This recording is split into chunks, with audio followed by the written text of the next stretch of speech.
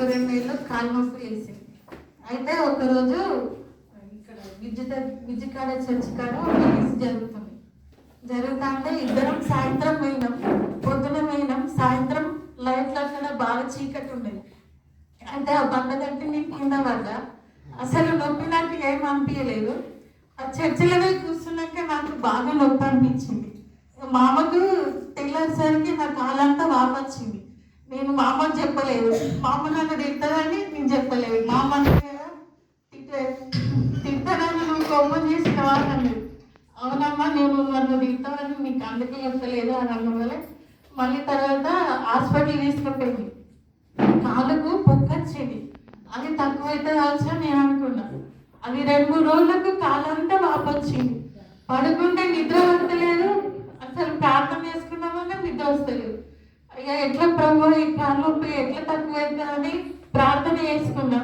ఉదయకాలం ప్రార్థనలో కూడా అసలు లేవలేని పరిస్థితి. కాలంతా నొప్పి లేచింది. పడుకుంటే నిద్ర వస్తలేదు. అయ్యో ప్రభు ఈ కాలు నొప్పి నుంచి నీవే స్వస్థపరచు అని ప్రార్థన చేసుకున్నా.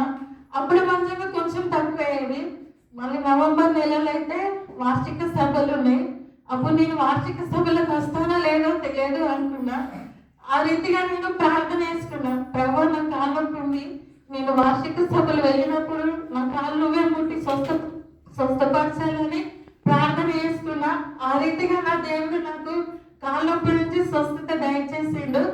మళ్ళీ ఏంటంటే మళ్ళీ 2 నెలల తర్వాత నాకు కళ్ళు బాగా తిరిగినాయి.